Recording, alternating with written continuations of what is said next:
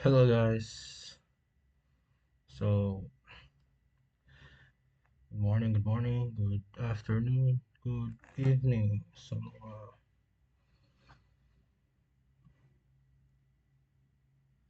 mga ka-wrecking team natin dyan. Quick reaction about sa news. So may recent news tayo ngayon guys. And it happened in Australia. Specifically in Bondi, Australia. So para siyang beach. At that time, merong event na kasalukuyang uh, celebrated during that time. At yun yung famous na event for Jewish people, yung Hanukkah. Yun ay parang equivalent na din ng parang New Year or hindi New Year, Christmas celebration ng mga Jewish kasi they don't believe in Jesus Christ.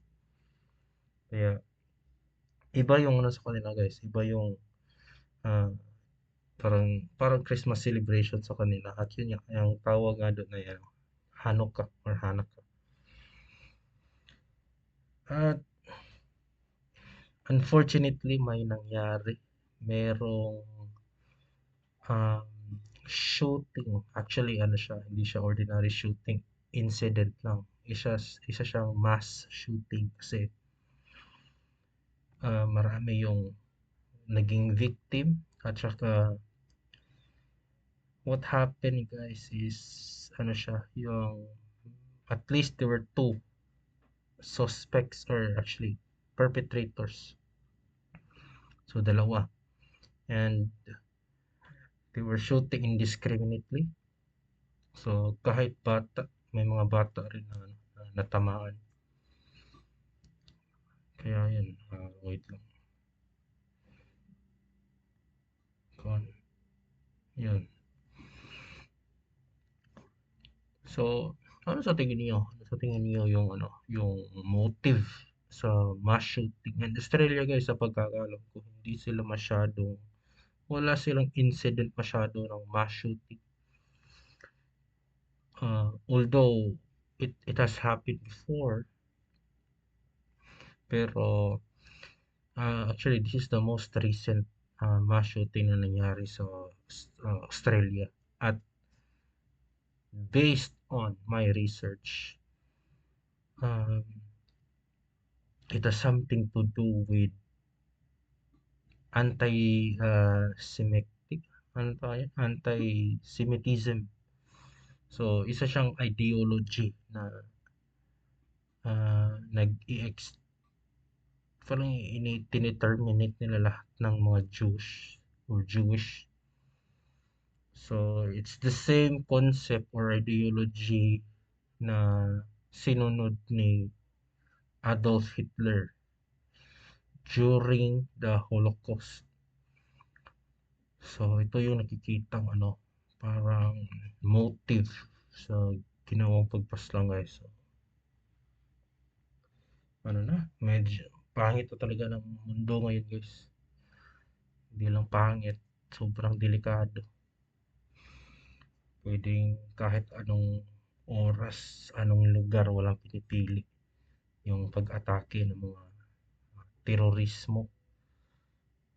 Kasi it was an act of terrorism at buti na lang talaga at na na-suppress nila yung mga shooters in less than 10 or 15 minutes ata. Kaya they've been shooting for 9 minutes.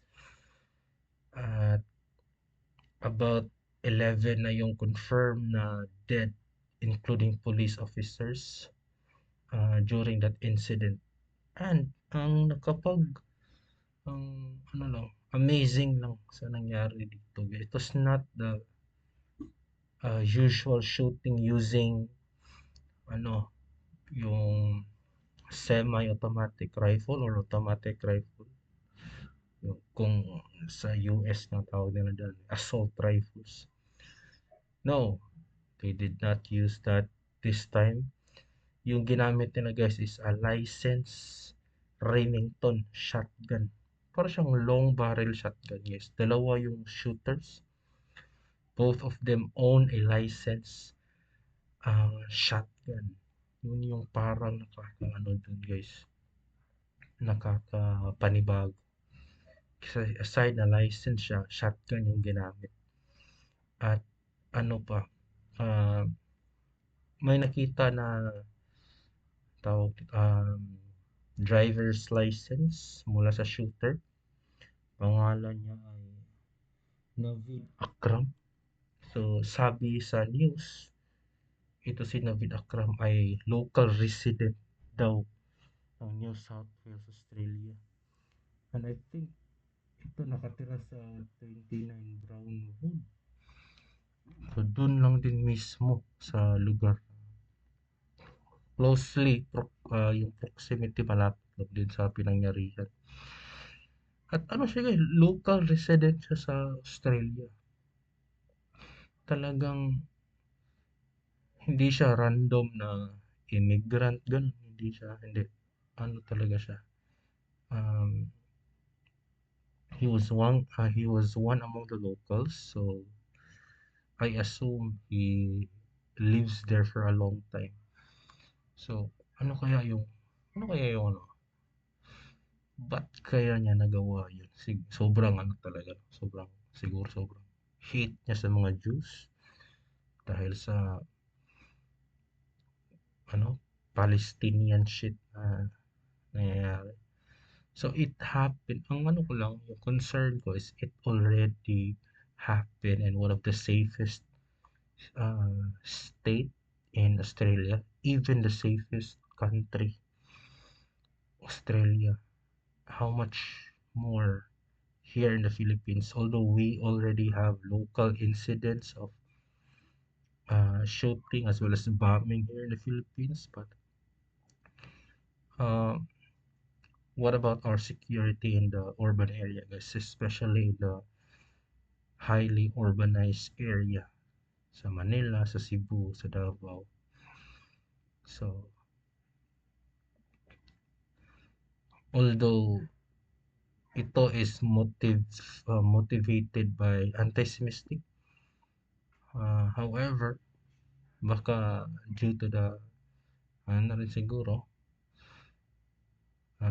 media response at how media portray uh, Israel or Jew people as bad, then baka isa rin to sa mga nag-fuel trigger sa hatred ng taong to at nagawa yan yung shooting incident. So, I suggest to all the people out there na nakikinig sa atin, it's about time guys na ano, uh, na yung security ng future natin, lang yung life, pati yung family natin, hindi natin iasa sa mga pulis o sa ibang tao. Kasi imagine guys, itong incident na ito, it took about 10-15 minutes for the police to arrive in the area of the shooting. So, because of that, about how many people died. So, what I'm trying to tell you is, ang police guys, they're not there all the time. Now, when you are put, unfortunately, in a situation wherein you have to defend yourself and you have to preserve your life, you should carry, guys. Yun lang yung advice ko. You should carry responsibly. Dapat may dala kayong kahit ano, kahit hindi na siguro armas o baril.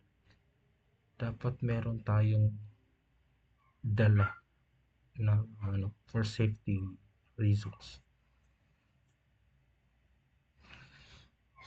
Yun nga, yun nga yung ano, kasi yung mga police, let's say, yung crime, it will happen guys for less than a minute, even less than, sometimes less than